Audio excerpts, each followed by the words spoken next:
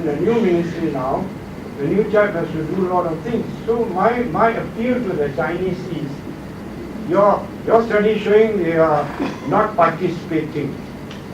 And when they give you the feedback, their reason they give is, oh, the policies are against us.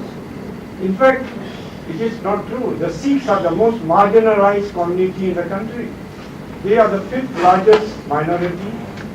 They are called the 5th largest religion in the world. Alright? Not a single Sikh has been returned to the parliament or anything until recently. We have been marginalized within the Indian group by the MIC itself. So, I think your survey is not complete. How many Sikhs were interviewed in your survey? Can you give me your figure? Out of the 1,000, how many Sikhs were interviewed? And what are the age groups? I'd like to know. Thank you. Okay, thank you. I'll address your first issue about the ways in which Chinese respond with regards to volunteer work and so on.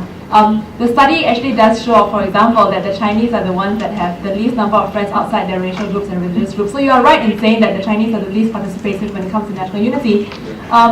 But you know, you have to also look, I suppose, at the roots of that. What are the root causes that have led to such a situation? And I think when your Chinese friends have responded to you in saying that the policies are to blame for that, I think we cannot discount that, because as we have shown in the results, for example, the Chinese feel increasingly marginalized, and once a community of people feels marginalized from society at large, it's much easier for the Chinese community to isolate itself, to sort of self-impose the marginalization that they already feel happening at a national level. So it's a sort of a, you know, it's a self-fulfilling thing, but yet it has its roots and causes to begin with.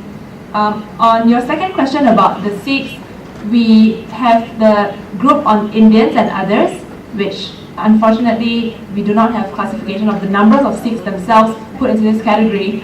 But if you look at other studies, for example, market research studies and commercial level studies that are done on a national level, this is the way the different race groups are categorized. The Sikhs are usually put in together with the Indians. Thank you. Trisha? Yes. Why do you think the young urban and racially polarized? Is there a reason that you can identify? Sorry, can you repeat that, please? Why are the young becoming increasingly racially polarized? They are aging to... Do you want to take all the questions or you just want? Chandrika, perhaps you could. Take the message. No, just... If you could help to moderate. Just moderate. Thank you. Come up and speak. No, Sorry. no. Chandrika, just moderate. Can you repeat that question, please? Sorry. I'll try a little bit louder. Why do you think this young is becoming increasingly racially polarized? Why do you think the young is becoming increasingly polarized? Racially polarized. Polarized. Sorry.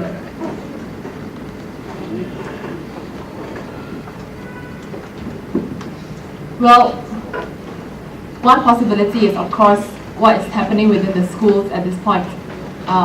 If interactions are not taking place within schools and universities, then the likelihood is that they are not going to be having friends of different racial groups and different religious groups. I think the young Malaysians, and this is why the survey is so important, because the recent elections shows that the Salaran 4 and 5, which are the young Malaysians themselves, they are the ones who were actually more dissatisfied with the government. And of course, one factor which unfortunately we did not cover in this study was the use of technology and the internet. So, for example, where do young people get their information from? How are they informed on national unity? Are they informed by what they read on the internet? Are they informed by the newspaper, by their peers, by their leaders, by government leaders, by their parents, and so on? And of course, although we didn't cover that, my guess would be that they are increasingly informed by what is circulating on the internet, and they feel that they I suppose they find it more difficult to mix with people of a different race, especially when they are becoming increasingly sensitized to policies that are taking place in the country. I think that's the conscientization process. Yeah, so that gentleman, his hand went up first. Yeah. My first question is, do you think a uniform education system will contribute better to national unity? And don't you think that a good yardstick of national unity is going to the teh tarik shop where you see Indians sitting with Indians, Chinese sitting with Chinese, and Malays sitting with Malays?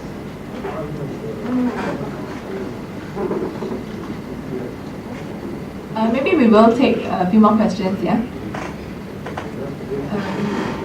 Lady over there in white. I think she put up her hand. Okay, sure. I have two questions. While I do agree that the study need not be broken into looking at religion, but whether questions on religion were asked particularly in relation to how it influences and impact on schools. Because one of your slides does say that primary and secondary schools in 10 years' time will be will actually create something like space for national unity. I actually don't see that happening in 10 years' time because of the present kind of policy that is being practiced in schools. Because predominantly there's one religion, and that actually dictates how some of the values within the school. And whether questions like that were asked as to why 90% of the Chinese do not send their children to national schools, but they choose vernacular schools. And now national schools are becoming to be more called as Malay schools rather than national schools. And there's no policy that actually promotes national school and make it as a platform for national unity. And if you look at the universities, it's very clear that it's very racially divided. So how can in 10 years' time, they become a place where national unity can actually happen automatically? Whether questions were asked as to how people actually see in 10 years' time how this automatic national unity can happen.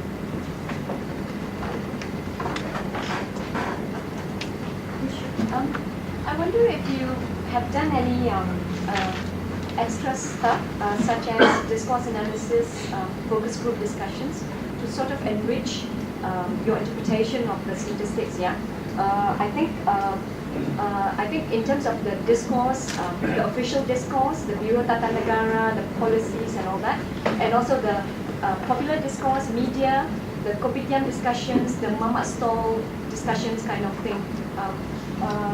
And I think, that's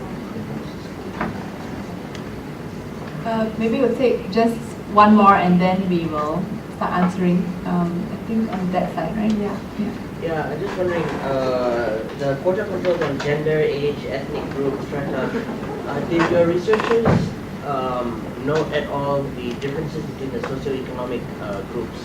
Say, for example, the more, from the higher income families or the lower income families, were there any differences? Thank you.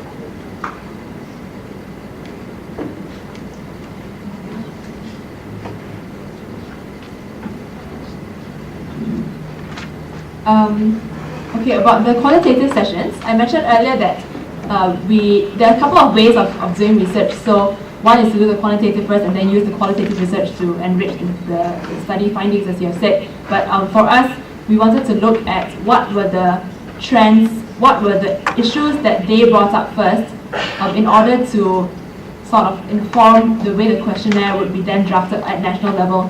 So yes, we did a series of focus groups and in-depth interviews in the Klang Valley on young urban Malaysians of different races and different age groups, and we asked them things like we did have pretty good enriching conversations and discussions in which we asked them, do you know that there's a national unity policy? And they're like, no, I don't. I've never heard of JPNIN. We showed them brochures, we showed them things, more visual interactions, And we do have that report.